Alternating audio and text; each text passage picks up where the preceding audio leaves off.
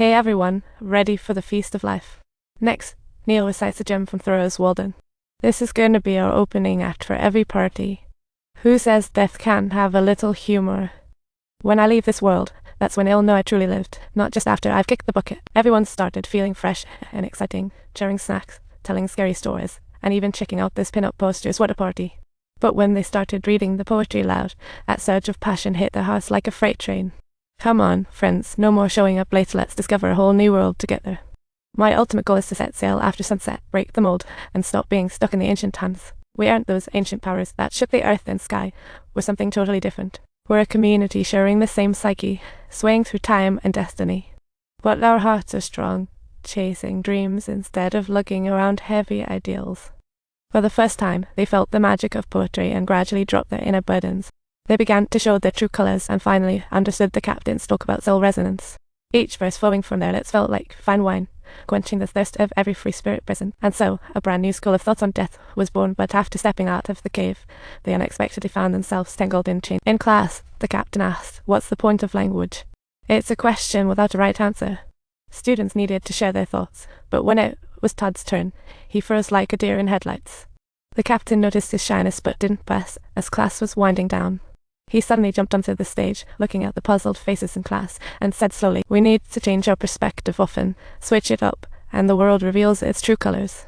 With the captain's encouragement, students took turns stepping up to the podium. This territory was something they'd never ventured into. It felt like reaching for new heights. The captain warned, reading, "Focus on your thoughts, not just the author's. You must strive to find your own voice, because the longer you wait, the smaller your chances of finding it." The captain passionately quoted Thoreau, saying, "Most men harbor shared thoughts with life." Let's go. The captain just wanted everyone to grasp they have the power to break free from the teacher-student limits and see everything around them with fresh eyes. Then, the captain assigned a special task. Each one was to write a poem and perform it in next week's class. The next 2 days were highly anticipated. People sweated it out by the lake, while others frolicked in the woods. Everyone was reveling in this rare freedom, while Todd fretted over his assignment in the dorm.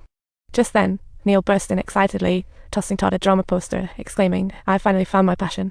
I want to be an actor. It's my dream since childhood. Even if Dad doesn't approve, I'm going to keep it in secret."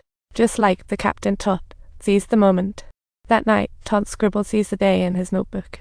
His textbooks felt like flying reminders, signaling what was truly urgent. In the end, he could only rip that page of nonsense and repeatedly read his not-so-great poem.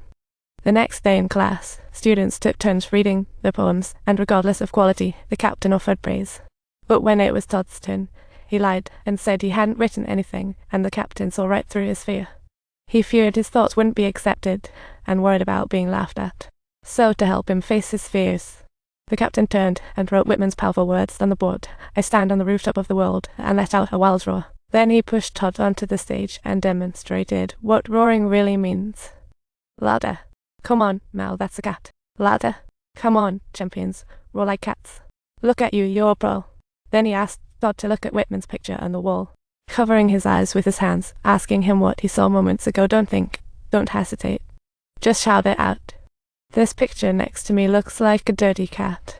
This is part of my imagination. Awesome. Let it move, let it do something." His hand stretches out and grabs mine. Amazing.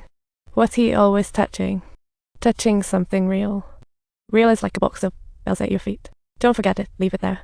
Tell me about that box of bells. You push it, stretch it, and it's never enough. Kick it. Hit it. It won't cover us from the moment we cry to the next. It'll cover your face.